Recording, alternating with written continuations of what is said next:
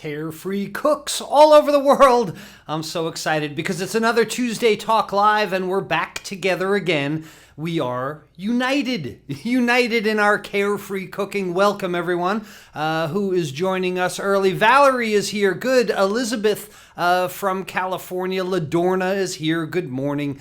Everyone's joining us for another great day of carefree cooking. That's so good that we're together again. You know, you guys really are ahead of the curve, so to speak. This is just past, hey Don, welcome. Hi Bill, with us again. Good morning.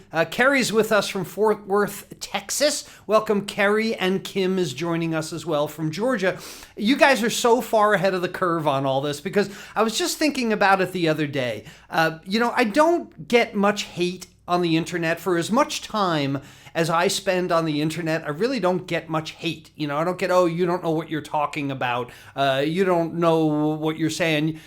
Can you guys see me?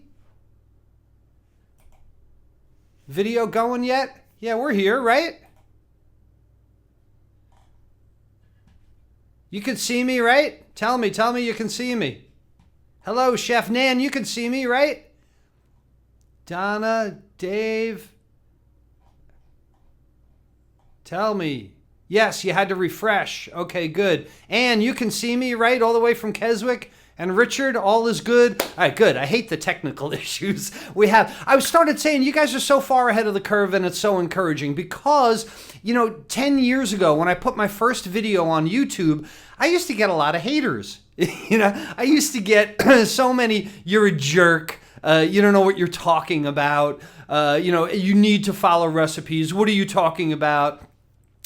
All this kind of immediately dismissed, you know, this whole idea, because I came from being a frustrated home cook, trying to figure out how I could get away from these frustrating recipes and TV shows, but still learn my own way of cooking. So that was the journey that I took, and I know how discouraging it can be because I had the slings and arrows shot at me. You're an idiot. How could you possibly say that, you know, who is the guy at the time? Emeril. How could you possibly say that Emeril isn't the greatest? You know, that wasn't even my thing. But my point is the love that we now have in our community. I don't get any hate anymore because people are starting to realize that this really is the way to cook. That cookbook authors and entertainment-based TV shows, they're not education. They're to get you to buy stuff, to get you to buy more cookbooks because you need more recipes or watch more TV shows. What I try and do in our instruction and our time together on Tuesday Talk Live is to say that there's a better way. There's a way that is filled with fun. There's a way that's artistic expression. I had an online chat with somebody just this morning who can't seem to get rid of their recipes. They kept arguing with me that how can you make the dish a second time if you don't write down the recipe? Well, usually I say, who cares? Make another dish the second time, you know? But anyway, I digress already. Congratulations to you guys because you're carefree cooks. And we're here live on a Tuesday. If you're watching this as a replay, you should have subscribed to my messenger bot and I would have sent you a message 15 minutes beforehand. If you're not, go to webcookingclasses.com/live and register there and you'll get the notices when I go live because as you've noticed in this past week, I'm popping up everywhere, right? Well, we're ahead of the curve. We don't use recipes. We're carefree cooks. And what happens? We create our own recipes. You don't need to cook it twice. When you can make an endless number of things, fine. And you know, the other argument that I had with this person, and I used to make this with the culinary students or anybody else, even if I give you my recipe, which I don't have one, but even if I wrote it down and gave it to you and then you cooked it, is it going to be exactly like mine anyway? You know, written instructions is a security myth. What if I gave you the sheet music to a Beatles tune and you played guitar? Are you going to sound exactly like the Beatles? No, why not? You have all the written instructions, you know, so carefree cooks create their own recipes. And what happens when you're a great cook? You know, everybody flocks toward you. You're invited to the potluck dinner. You have friends and family that are attracted to you. And plus, you learn every time you cook. This was the other argument I have. People with recipes, they either work or they don't work. There's a recipe, it didn't work, I throw it out, I move on to the next recipe. A carefree cook gets something out of their cooking each time they do, which makes the next batch of cooking that much better. And what happens when you do this? You got your own style. You don't have to follow anyone else's instructions because you're practicing pro methods and you love your cooking, and we're together again. Welcome, Thomas Shu. Yeah, the message bot. It is cool because like this Sunday, I don't know if you missed it or not, I was in the middle of making a flank steak, and I was like, oh, I got to show them how I slice this flank steak, because I have sliced literally hundreds and hundreds of flank steaks in my day. Used to be the #1 seller in our catering company. So I just jump on live. I show you how to do the one technique. So you want the web cooking classes live so you can get that message. Kathleen is here. Happy Tuesday, Kathleen. Hey, Rebecca from rainy Dallas, raining today. Lex is here from Saudi Arabia. You know, that's the other way that I know that this is catching on. It seems to me just in the past month, I'm getting messages from Poland, from Mauritius the other day. I had to go look that up. It's an island off Australia. My friends down under in Australia, tons more people, tons more in the UK. This is a revolution that is gaining steam that you were smart to get on top of at the very beginning. Tom is joining us. Tammy is here with us today. This is so cool. I love being together in this way. And look, if you want to look back on the past Tuesday Talk Lives, I'm on Pinterest now as well. So that's an easy catalog, or you can go to Instagram also and look for Chef Todd Moore there. Past episodes of the Tuesday Talk Lives and the cook-alongs are going on right now. So here's the topic today. It's the world's most popular food, but yes, most people cook it all wrong. And I've been getting this thrown at me most of my career. People say, Chef Todd, do I do this? Do I do that? They have so many questions about this. And to me, it's the simplest thing. And it's the food item that feeds the entire world. So let's start out today with a what am I? Okay, I've got a what am I for you. And here's the what am I. Here's some clues, okay? And I want you to tell me in the chat box what this is, okay? You like the what am I's, right? I see hearts. That's good. Everybody hearts the what am I. Okay. I can be brown or white, but I am not a loaf of bread. I can be sticky, but I'm not a stick of glue.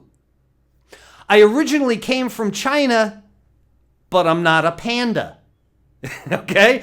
I grow in a field, but I'm not corn. And I'm used in sushi, but I'm not the fish.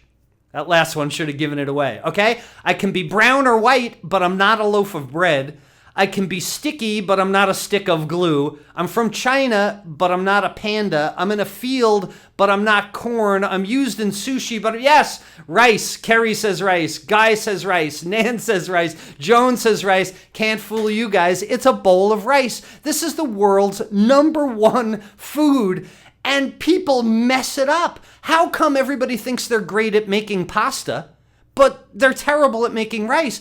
Let me ask you this question. How come they don't sell a pasta maker? How come they don't sell a bean maker? But they sell rice makers. People are asking me all the time, Chef Todd, what kind of rice cooker should I get? And generally my answer is a 2-quart pot. You know, a rice cooker is crazy. And this is what has been going on in the Carefree Cooks community this week. We are all abuzz about rice. There are tons of questions of rice, and people are asking me, Chef Todd, what kind of rice? How long should I rice? Should I rinse the rice? How do I get fluffy rice? How do I get mushy rice? Do I start in cold water? Do I start in hot water? Do I cover the rice? Do I uncover the rice? You would not believe the bombardment this week of rice questions, and I know why.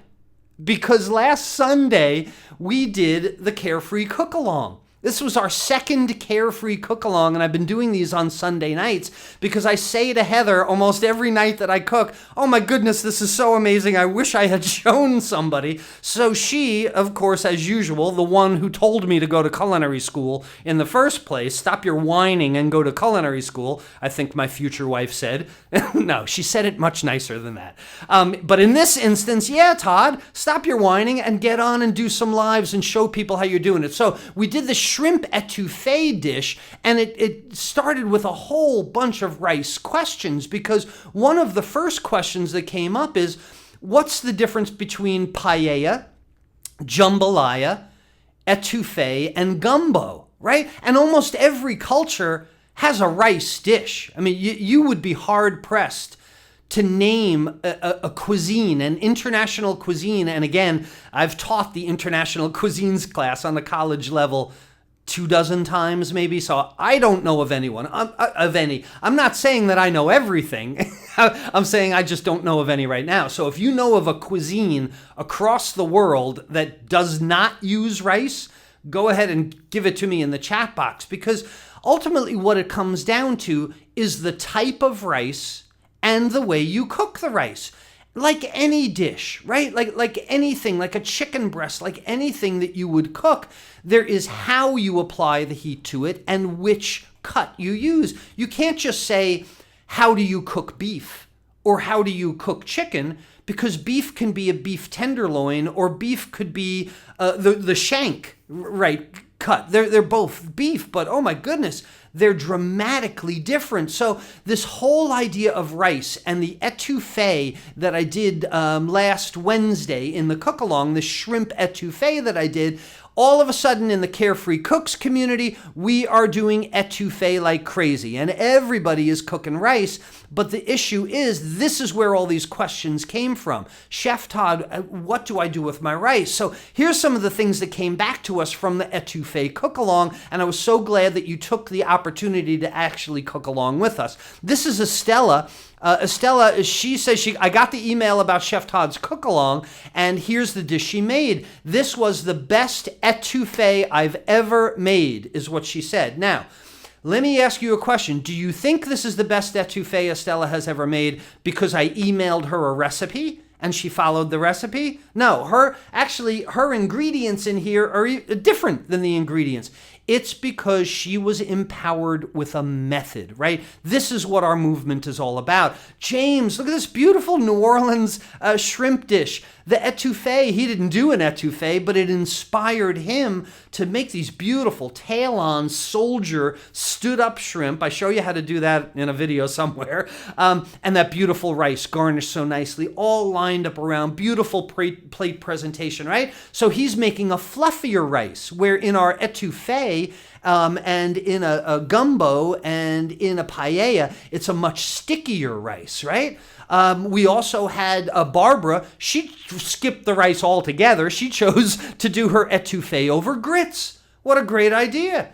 And remember, etouffee is a method. So if you didn't watch last Wednesday's cook-along, you need to go back. You need to either scroll down on this page, because it's probably right below, or go to Pinterest, or go to Instagram, or look in your bot reminder. Like, it should be 4 or 5 places you can find it. But if you haven't seen the cook-along, you need to see how we cooked aromatics right in the roux. Normally, you'd make aromatics and then add flour. It was really cool. So that's the method she used. She makes the etouffee kind of sauce, but then she puts it on grits. It's brilliant. You know, this is what inspires people. Carol, she turned it into a Mediterranean dish.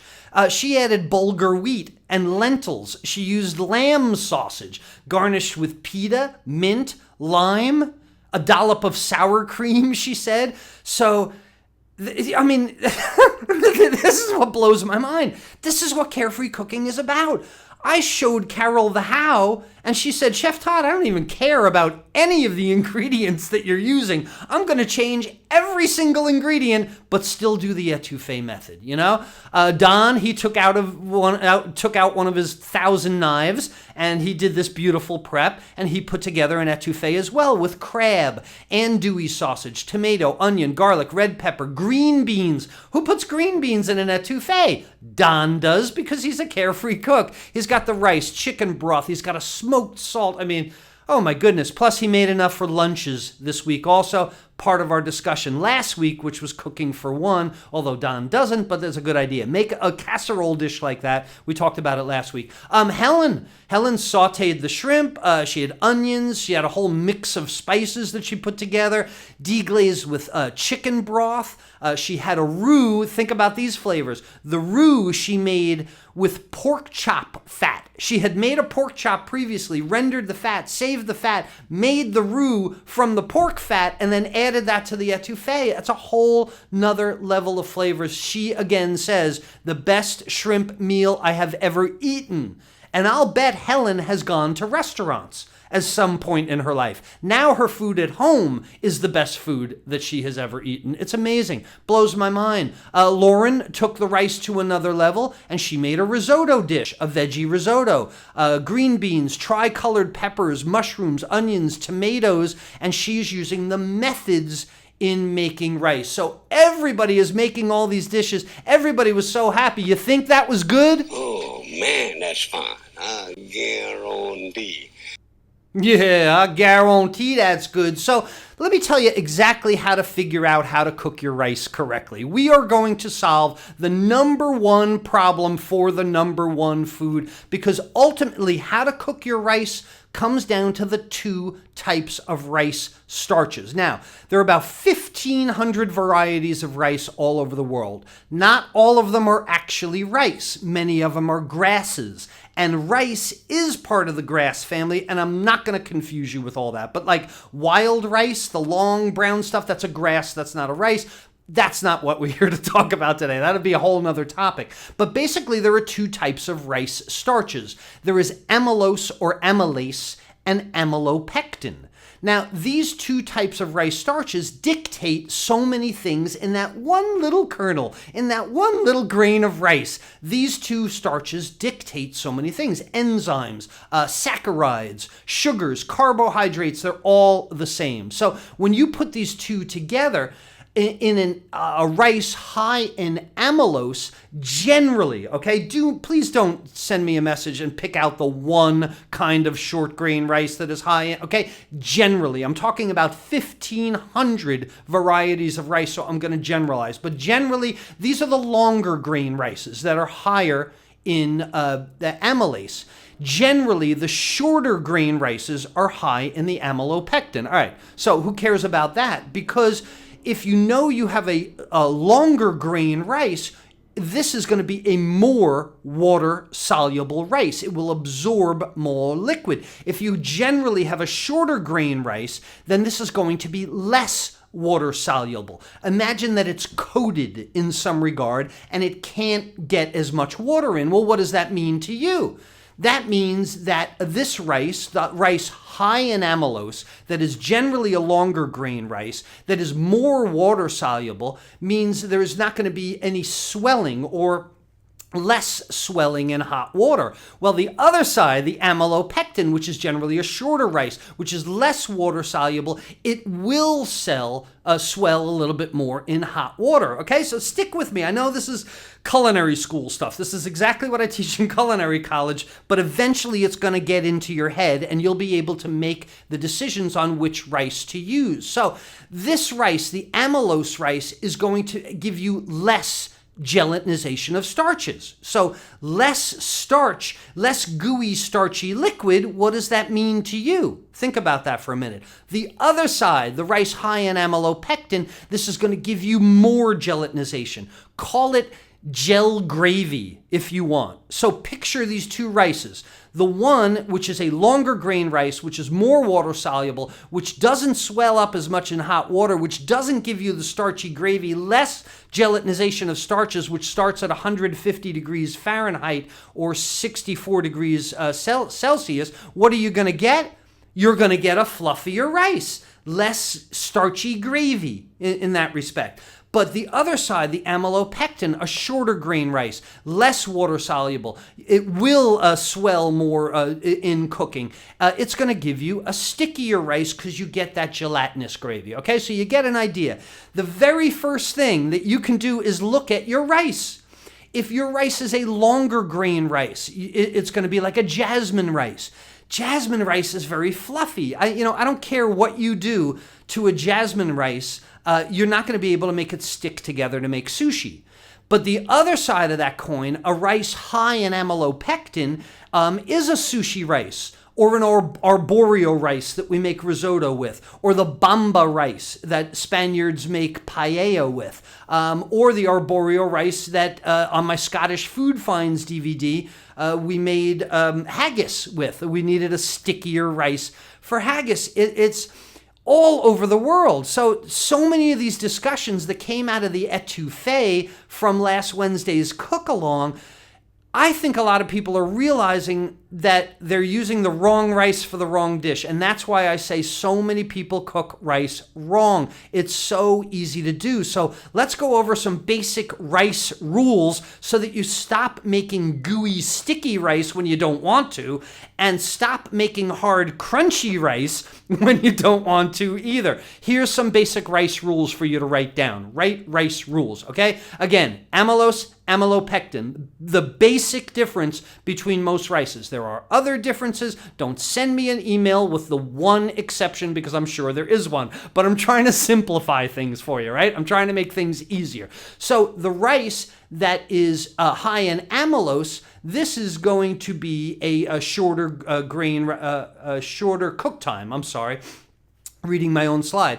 Amylose is going to be a shorter cook time. Why is this? Because it's not absorbing as much liquid, because it's not as water soluble. A jasmine rice, a long grain white rice, takes half the time that risotto takes, that bamba rice takes, that our arborio rice takes. A rice high in amylopectin is going to be a much longer cooking time because it's going to absorb and swell and create that kind of gel gravy. The next thing is when you have a shorter cooking time and a rice that doesn't absorb as much liquid, well, then you need less liquid. You need a lot less liquid, about 25% less for a long grain jasmine rice than you would for like a short grain brown rice. A long grain jasmine rice is going to be roughly 2-to-1. Even a short grain, converted Uncle Ben's rice, 2-to-1. If you have 1 cup of rice, you need 2 cups of liquid. If you're making a brown rice, an arborio rice, the bamba rice, any of those other rices, it's going to be 1 cup of rice to 1.25 to 1.5 cups of liquid. So you need a lot more to make sure that your amylose-laden rice, your jasmine rice, isn't sticky gooey because you added too much liquid, and make sure that your amylopectin, your short grain, your brown rices, things like that, your sticky rices aren't hard and crunchy because you didn't add enough water. Got it? All right, next. Oh, goodness. Simmering, or I wish I could remember my slides. Cooking methods. Steaming or simmering, right? So if something absorbs less liquid, you can use an indirect moist cooking method. Always moist cooking methods with rice. You can't put a whole bunch of rice in the oven, right, and think it'll cook. It's always a moist cooking method. So an indirect cooking method for the shorter rices high in amylase, but a more combination cooking method, or a poaching or simmering, simmering method, a direct method for the rice high in amylopectin. So think about this. You can make a steamed jasmine rice. You can make a steamed Uncle Ben's rice. You can't do steamed risotto. You can't do really steamed brown rice. I mean, I guess you could, but man, it's going to take a long, long, long time. So the amylopectin rice needs to be actually submerged in the liquid, a flavorful liquid. I'll remind you again, nobody ever should cook with water. What has less flavor than water? Nothing. Nothing has less flavor than water, okay? So a flavorful liquid. And lastly, between these two, in examples that I've been giving you, so the amylose rice, white rices, jasmine rices, longer rices, fluffy rices. On the other side, the amylopectin, the brown rices, the arboreal rices, the bamba rices, those are the things that go in your etouffee, in your paella, in your gumbo, stuff like that, these higher gelatin type rices.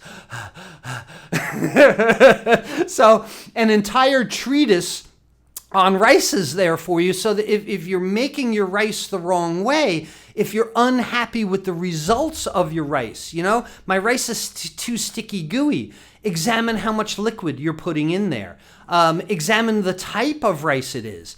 Here's the thing about the rices with the amylopectin, and anyone that knows the risotto method, and we teach this in web cooking classes, that rice is high in amylopectin, in paella as well. A lot of times they're sauteed in fat.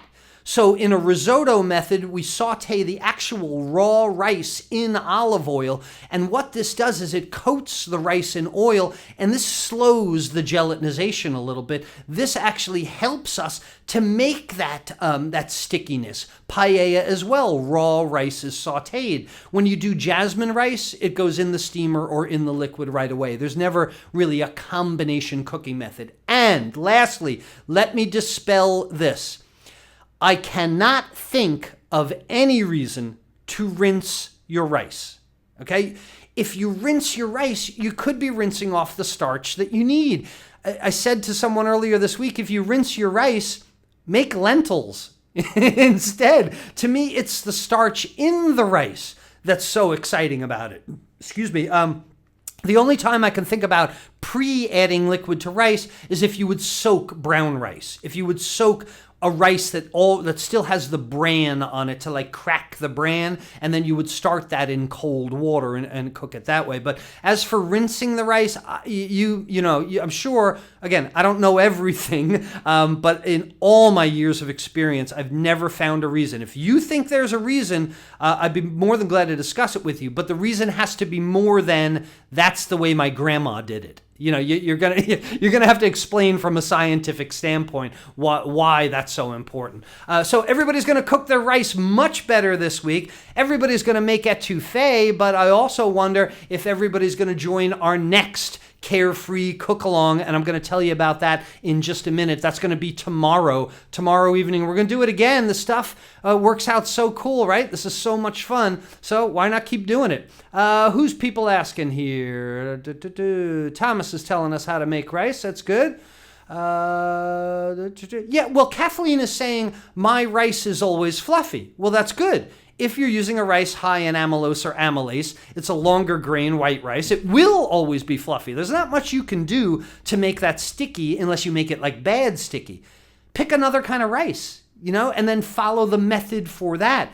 Anyone that is just steaming white rice or making Uncle Ben's, make risotto. Go to web cooking classes, as long as you remember, and see the risotto lesson and make a different rice. Make an arboreal rice, make paella, make etouffee, make something that's different with a different rice and a different method. So yeah, Kathleen, just because you made it that way in the past doesn't mean that's the only way to make rice, right? Bob says Eskimos don't eat rice. Touche, Bob. Bob got me. Eskimo cooking, yes, probably doesn't use rice. They're halfway to sushi. They got all the fish, right? That's good. Let's see. I love to put etouffee over catfish, Wesley is saying. Yeah. Everybody loves Justin Wilson. One of my early influences. God, I love Justin Wilson.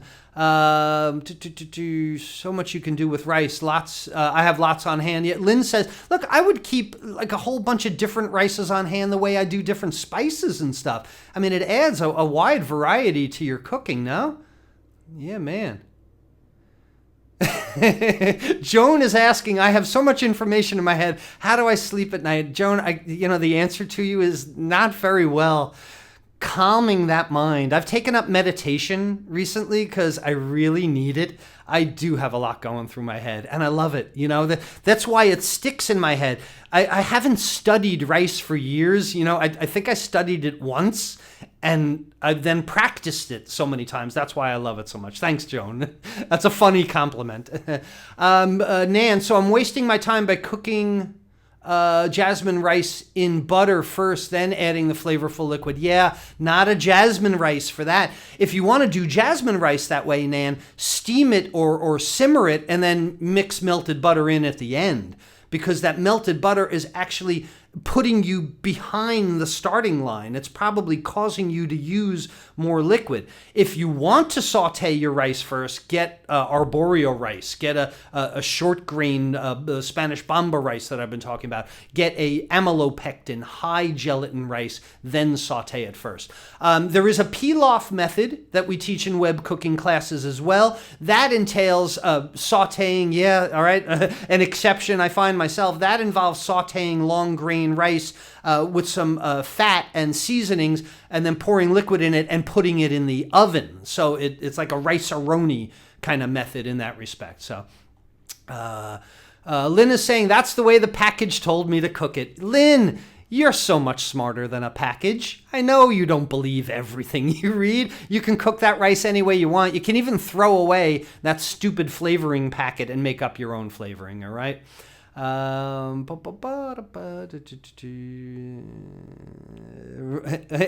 mother would kill him if he didn't cook the rice. Yeah, I bet. In Latin cuisines, oh my goodness, rice is so important. Bob is going to put his rice knowledge to use and make Rice Krispies. Yeah, you kind of missed the point, Bob, but I do love Rice Krispies. My husband doesn't like rice, but he likes risotto. That's funny, Anne. That's a good culinary joke. My husband doesn't like rice, but he likes risotto. See, it's how you cook it. It's not what you cook. So, yes, Rebecca's asking, long grain rice for fried rice? Definitely. Don't try and make fried rice out of risotto, out of arborio rice. That's not going to work. No way. No way. Good. I think I've scrolled through all the questions. It has been so much fun today. I love doing our Carefree Cooks, and I got to hit you with this again. Was it any fun? Oh, man, that's fun. I guarantee. Hey, if you want to, I mentioned the Carefree Cook Along. Okay, before we go, if you want to cook along tomorrow at 6 p.m. Eastern Time, we're going to make a maple mustard pork loin. Another thing from the menu of my catering company that I've made thousands and thousands of, so I don't mess it up right on camera in front of everyone. Yes, I do mess things up. We're going to do maple mustard pork loin with a pecan brown rice, so I'll have another opportunity to make rice. And the real reason that I want to do this is because I want to show you how to make a cheese sauce really quickly. We're going to do broccoli cheese. So the real lesson in all this is going to be making the cheese sauce for broccoli. And I'm only going to make a little bit, so I'll show you how to make just a little bit. Here's the things you need. Get yourself a pork tenderloin. What? You don't like pork tenderloin? Fine. Get yourself a chicken breast.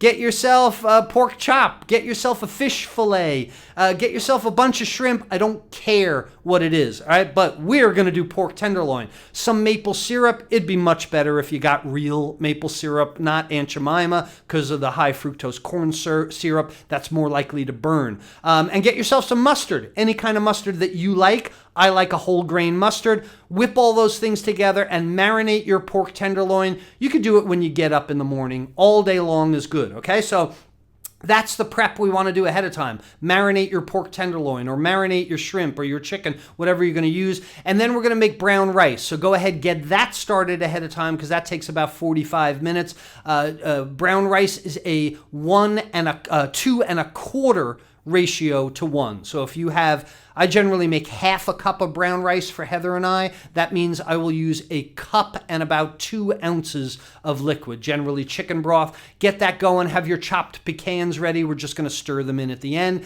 Then I'll show you how to make the broccoli cheese sauce, and we'll roast off that pork loin as well. So if you want to begin your own journey toward carefree cooking, I'm going to post this online as well under here. You need to get my guide, the 5 Forks Guide to Carefree Cooking. It's going to start you on your journey to being totally recipe free, but there's going to be a fork in the road at each turn, and I'm going to help you make the right decision to becoming a truly carefree cook. So go to webcookingclasses.com, right there, somewhere as the camera's backward. And it's Chef Todd Moore reminding you once again that there's a method to your cooking success.